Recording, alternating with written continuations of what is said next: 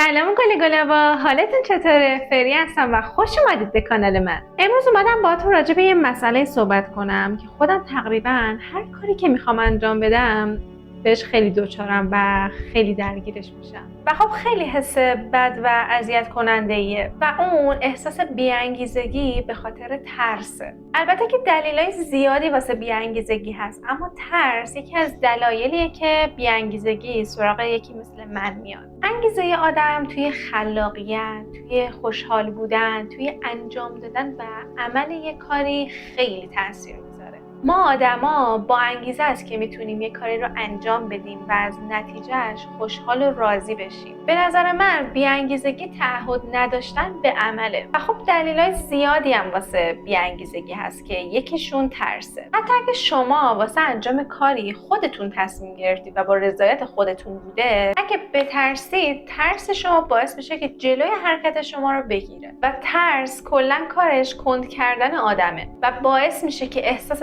تردید و احتیاط توی وجود آدم بیدار بشه. البته که خب این ترس هم خیلی وقتا میتونه به نفع ما باشه و به ما کمک کنه، اما خب بعضی وقتا هم این ترسا فقط یه سری تصورات ذهنی ماه که فقط صرفا میخواد از ما محافظت کنه. کلا طبیعت ترس اینه که ما رو توی حاله‌ای از امنیت و حفاظت نگه داره و از هر گونه خطر احتمالی ما رو دور نگه داره. حالا اگه ترساتون خیلی قدرتمندتر از تصمیماتون باشن، حتی با وجود این که اشتیاق زیادی واسه انجام دادن اون کار داشته باشید، باعث میشه که جلوی شما رو بگیره. حالا واسه این ترسی که واسه انجام دادن هر کاری سراغمون میاد و من خودم تجربهش کردم، یه سری راهکارا انجام میدم که تا الان واسه هر کاری که انجام دادم واقعا نتیجه خوبی گرفته. واسه همین گفتم بیام بهتون بگم، شاید شما هم مبتلاش باشین و نیاز به یه کوچولو کمک باشید که شاید من بتونم بهتون بکنم. توی این موقعیت واسه برگردوندن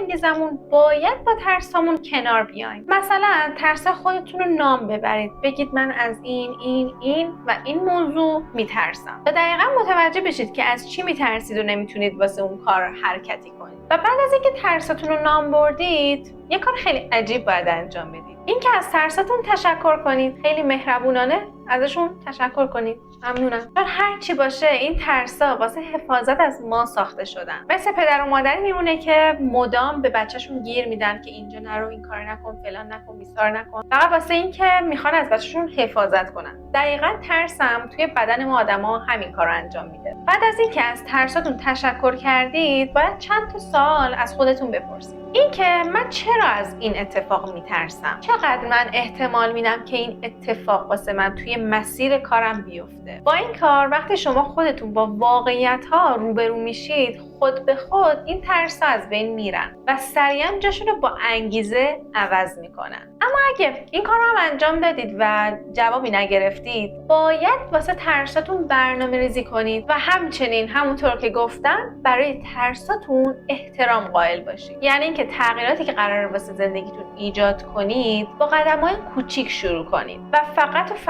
روی قدم‌های کوچیک روبروتون تمرکز کنید. این کار باعث میشه که ترس شما آروم‌تر بشه و یواش یواش با موضوع برخورد کنه. یکی از دلایل دیگه هم که من واسه انجام یک کار ترس دارم، استرس و اضطرابه. از اونجایی که استرس و اضطراب میتونه خیلی نقش زیادی توی ترس آدم داشته باشه، اول از همه باید دنبال راههایی باشیم که به آرامش برسیم و استرس و اضطراب رو کنترلش کنیم. من خودم با نفس عمیق کشیدن، ورزش کردن، راحت کردن عضله‌هام، نوشتن خیلی زیاد راجع به اون موضوع تونستم که کنترل کنم استرس و اضطرابمو و واقعا جواب گرفتم. با کنترل کردن استرس و اضطرابتون شما به خودی خود میتونید به آرامش برسید. مثلا کاری که خودم خیلی انجام میدم نوشتنه. تو ویدیوهای قبلی من خیلی گفتم که راجع به موضوعاتی که توی روز واسه من اتفاق میفته یا نگرانیایی که تو ذهنم هست، آخر شب